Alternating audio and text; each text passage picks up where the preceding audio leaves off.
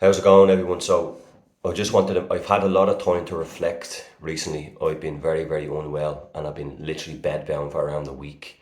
And I've had a lot of time to reflect. A lot of people get in touch with me through DMs, through messages, all this type of stuff. And I've had, again, a lot of time to reflect about recovery and recovering from this and all the questions I get asked and this and that and the excuses people use and this and that and that. I had all those excuses. I had all them.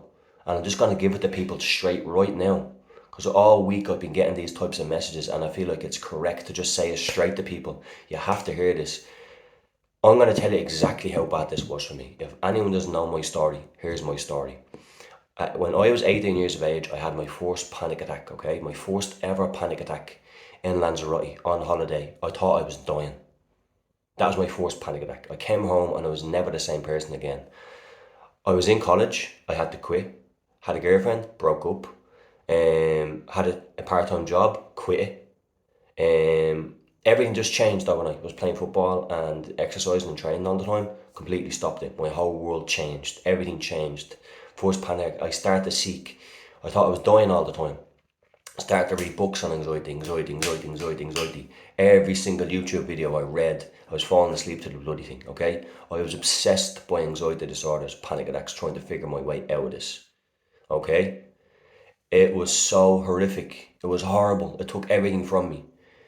It lasted 10 long years, age 18 to age 28. I recovered at age 28. 10 long years, a full decade this took over my life. I missed out on so much. In the last 4 years, I was chronically agoraphobic, where literally the last 4 years of my life, with agoraphobia, the last 4 years of my anxiety disorder, I didn't go further than 3 to 4 miles from home.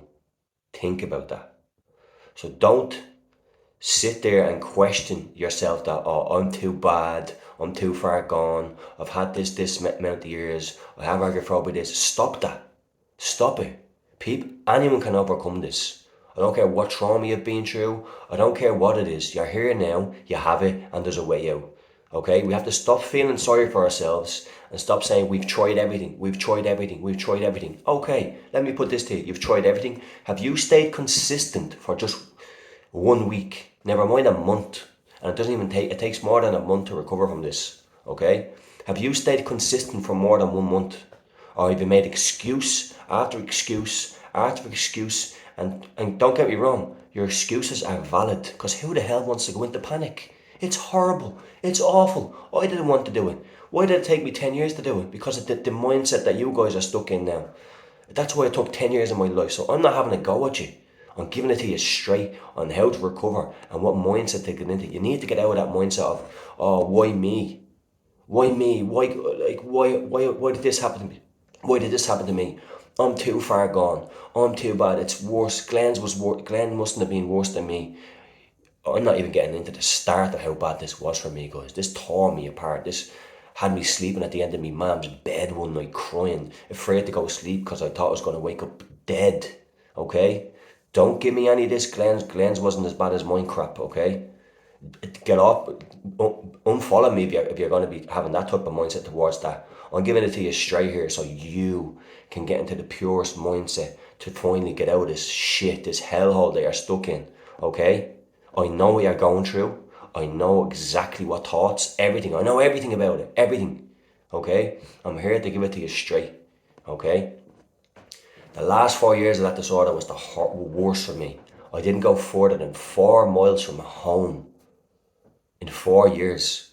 I was like imprisoned. How did I get out of it?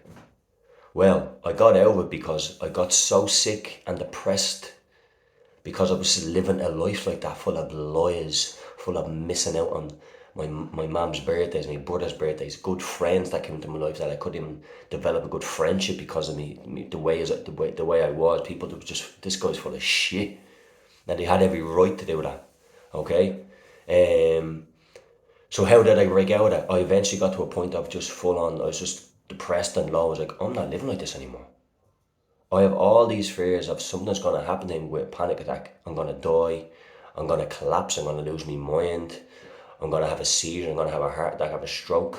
All that left me like that for 10 years. it ripped my whole life apart, tore me apart, brought me down to nothing time and time again, where I'd have to build myself back up to points where I couldn't even shower and couldn't even eat.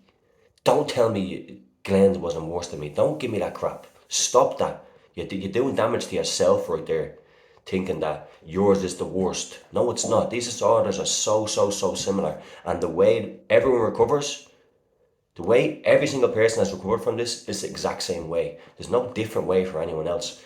For me, I use jogging, so there is an element of physical activity that I did take up to propel me forward a little bit quicker than others. But it was the same forward momentum that takes people out of the disorders. Mine was just a little bit sped up because I ran into it. I jogged my ass through it.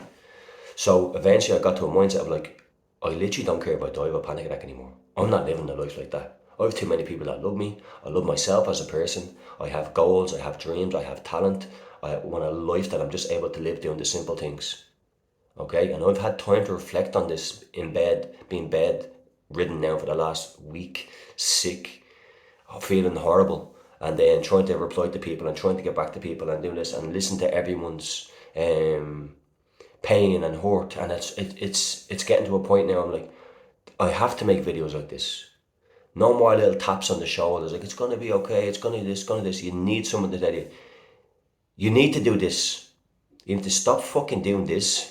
You need to get to work, do this, do this, do this. There's a time and there's a place for rest and rejuvenation. But when your life's on the line like this, for me, I was like, I don't need rest anymore. I've rested for 10 fucking years. I don't need any rest. I need to get my ass to work. This is my full-time job now. I'm officially full-time in work. And I got out there and I earned every single bit of what I have now. Walking around Paris, seeing all these beautiful things, traveling to different places. I earned every single bit of that. This tore my life apart for 10 long years. And it was not going to beat me. I was willing to let panic kill me while moving into my agoraphobic zone slowly. Not going miles, not going busting my ass going away from home miles that I wake up exhausted the next day. And I tried that before. It doesn't work. Flooding every day doesn't work. I'm sorry guys, whoever tells you to do flooding, it's going to come anyway. You're going to be flooded when you're going into certain situations, but it's constantly, hey, if someone is agoraphobic and they haven't been further than home further than 2 miles from home for 4 years, and a therapist or someone else is telling you, hey, get on a car journey and go 3 hours from home. No, that's not going to work. You know, you have to have a plan and you have to stick with it for a long period of months until you override all that bullshit all that psychology that you're being stuck in. That's what you have to do. Okay, and that takes numerous months. You did not get into this disorder overnight. You got into it numerous months of repetitive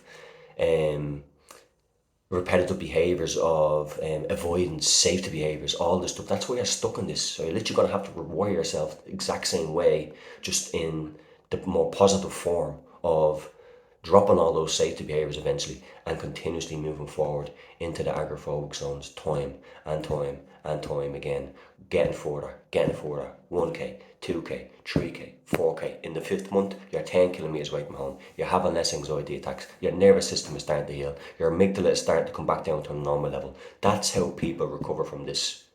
We have to stop playing the victim card of, oh, this person, I must have it worse than this person. I must have it worse than that person. You need to stop that. You're doing yourself your own disservice. You don't have it worse than these people. Maybe some people get worse panic attacks than you, or whatever. Maybe there's worse traumas. Yes, okay, there is. But you have to stop playing the victim card. I played it for 10 fucking years and it got me nowhere. It was only till I got my ass in gear and said, okay, whatever the trauma that was caused, whatever it was, is gone now. Am I going to really simmer in that and let my life be taken away in my 20s? No, I'm not going to let that happen to me. That's not going to be my life.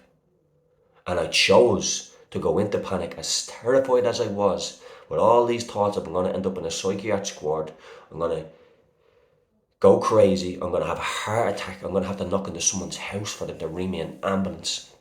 had to carry a Xanax tablet in my pocket, had to carry bottles of water in my bag, had to carry 2 phones. I don't care. I was getting past this. There was nothing that was going to stop me. Nothing. So I went forward with the mindset of, I don't give a fuck what this does to me anymore. Okay? And I want people to really get into that mindset. I wish I could drag you myself. I wish I could teleport into every single country that people have sent me DMs from. The States, Canada, Sri Lanka, whatever, India, anywhere, whatever. I wish I could teleport myself there and drag you out myself and do it the correct way. I wish I could, but I don't have that power. You have that power. Not me. You. You have that power. No one had that power over me. I had someone who guided me, yes. And that's what I tried to do to people with my coaching. I tried to guide them. And we have great results. But there's some people that seem to think that they're the worst cases out there. No, you're not. No, you're not. You've had time to rest. You've had time to get your education on the anxiety disorder. Now you got to do the hardest part, and that's getting your life back. And I sympathise with you. I sympathise with you, and I feel your hurt, and I feel your pain, and I went through exactly every single emotion, every fearful thought, every insomniac moment that you've had that you can't sleep. I have lived every single part of it for 10 long years. I know what I'm talking about. I know what it takes to recover. What I'm talking about in this video, you have to get yourself out of that mindset of pity me and poor me, because you'll be stuck for another year like this. But if you actually get to work, you could be sitting here next year in a totally different place. Okay, guys, that's a rant. I've had almost a week stuck in bed with tonsillitis. Oh, poor me, bless me. You know, trust me, I've been in 10 times worse than what I had in that sickness. Panic disorder is completely different to fucking tonsillitis. But I had a lot of time to just reflect and hear so many stories again, and just to make this video, I'm like, no. People, stop making excuses for yourself. Get out there and get your life back. If you're afraid of a panic attack killing you, let the fucking thing kill you then. Go out a hero. Let a panic attack kill you and see what happens. Go on, bring it on. Get out there, have a panic attack. In a couple of hours you'll be having a dinner and a cup of tea and a sleep, because a panic attack's not going to kill you. But don't stop and do something. Don't do it on the next day and the next day and the next day and the next day and the next day. You have to be consistent with it for a couple of months, not 1 week. You're wasting your time. If this video came across any way, I guess, hurtful to someone, I'm sorry. But I have to say it. I'm saying this on pure emotion, with a little bit of anger, with a little bit of hurt from myself of the 10 years I lost to this. That I hate seeing people going through the exact same thing, because you can hear it in my voice. I hope you can anyway, that how passionate I am about this. And I hate seeing people messaging me the same things. I was the same person. I was doing that. And when I give it advice, they come back to me again the next month, Glenn, what shall I do? I just told you what to do. And you're afraid to do it. I understand why you're afraid to do it, because it's fucking terrifying. But there's nothing worse, there's nothing more terrifying than watching more years of your life pass by. No panic attack is no panic attack is on that level. You know, no panic attack is as vicious and as depressing as that. You're dealing with something that you can totally heal yourself from. The brain is so neuroplastic. It's why you're in this position in the first place. The repetition of all these negative behaviours have kept you stuck in this cycle. To get out of it, you gotta act the exact opposite way. It takes time. I'm gonna end it there, guys. This is gonna be posted onto YouTube. If there was parts of it that you felt anger towards me, or anger towards Glenn doesn't understand my situation, I do understand your situation. And I'm making this video for you, to get you out of your situation, because this is what you need to hear. And I send you so much love, and I send you so much healing energy. And I don't mean to come across as the person that you think, or as the voice that you're hearing. I love you a lot, okay? And Agoraphobia has a very special part, a special place in my heart, okay? And I just wish the best for you, okay? So I'll leave you with that, guys. God bless. If I hurt anybody, I'm sorry. I'm doing this for your good. I'm doing this for your recovery. Stop making excuses. You're stronger than any panic attack that's ever going to come your way. You have to be disciplined. You have to be willing to die from a panic attack. You have to have a plan. You have to stick with it for a couple of months, okay? Take it easy, guys.